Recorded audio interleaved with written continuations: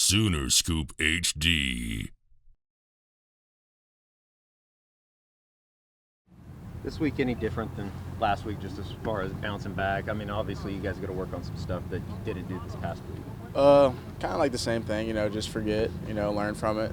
Learn from it yesterday, Sunday, came in here, watched film, all that stuff, and now we're worried about Texas. Just game planning for them, what they're doing, and then basically put us at the best opportunity to win. Is there outside pressure?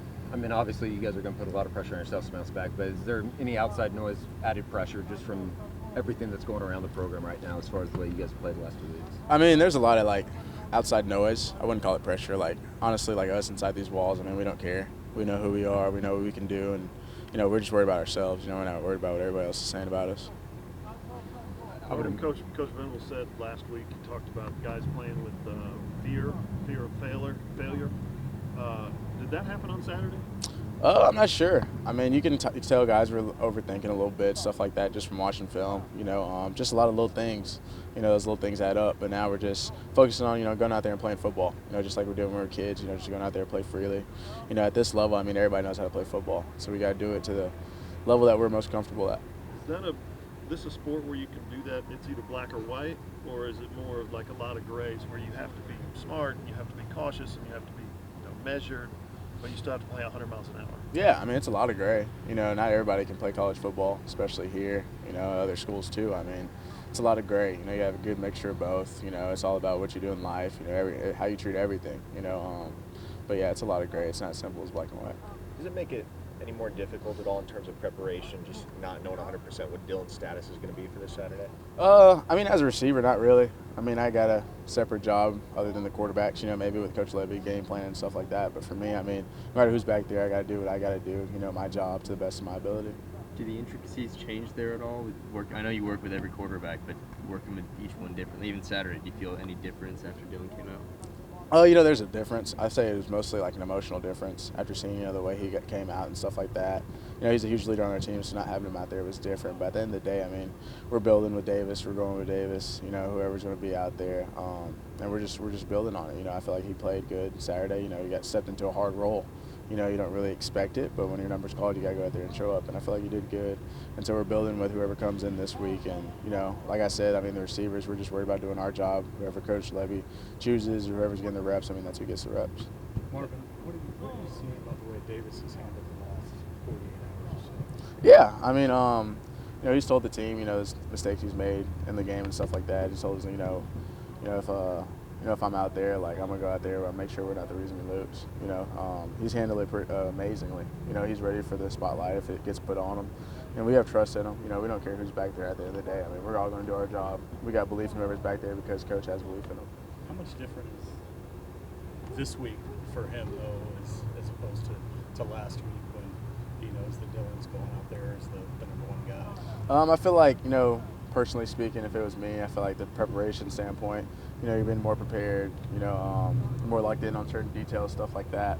And also it's OU Texas, which he's never played in. A lot of guys on this team's never played in, so that's another factor too that, the older guys will have to explain to the team when we get out there. What do you tell younger guys about what to expect in a game like this? I mean, it's probably the wildest game you ever play in. I mean, half orange, half crimson. It's a great game. Probably one of the hardest games you'll ever have to play in, from a physical standpoint. You're going to leave tired, dead, sweating, feel like you can't walk. But at the end of the day, I mean, it's going to be the most fun you've had all year. Yeah, I remember about last year's game and the way that played out and your part in it. Yeah, last year's game, we came out, from my understanding, we were down 28-7 first quarter. After that, things turned up brighter. I remember it being the hottest game I've ever played in on the sidelines, literally feeling like I was about to pass out. But being able to make big plays, hearing the crowd chants and stuff, roar, that stuff's amazing. And, it's probably one of the most fun games I've played in for sure. I mean, it was a huge moment in my life, something I'll never forget. Now, as you mentioned, you guys did dig out of that big hole last year and come back and win that football game. How much more does momentum matter in a context like that? Oh, yeah, definitely. I mean, when you're half and half, I mean, momentum is huge, because you got your fans there, but not only that, you got their fans there too. And, whoever goes to that game, I mean, they're loud.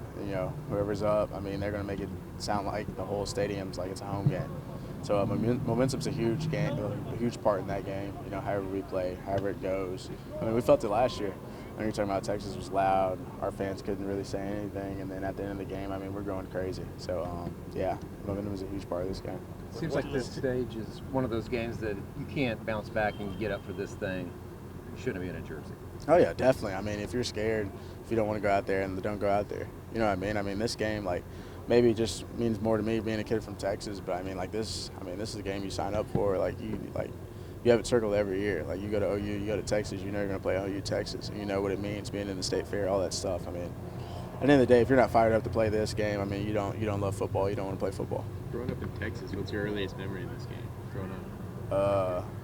I'm gonna be honest, I was an LSU fan growing up because my family's from Baton Rouge, so I don't know. You still look back at that catch you made and wonder how the heck you did it? Honestly, like sometimes they'll like pop up on my feed and I'll be like, oh, that's pretty cool. But now, like when I remember the play, I never remember it from like my point of view. I just remember it from like the video's point of view. So Okay. yeah, it's What kind do of you a blur. remember from your perspective?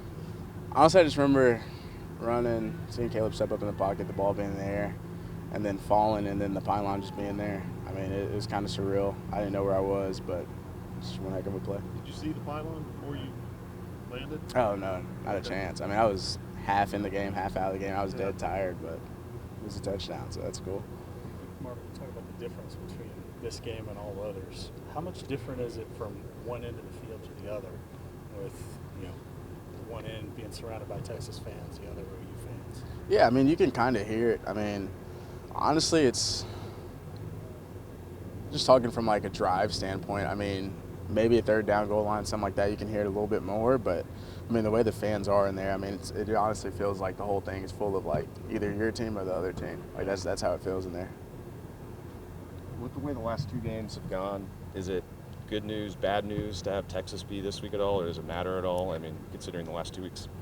I'd say it doesn't matter, but I'm good friends with a lot of guys on that team. It's a huge game, like we've talked about, and I feel like, if we need to get hyped up, if we need motivation, I mean, this game, this is the one. So, I mean, I believe the same thing happened in 2020, my freshman year, COVID year. We lost K-State, lost at Iowa State, and then we had Texas next game, and kind of started off a big jump start for us. So, I'm looking forward to it. I think the team is too. Sooner Scoop HD.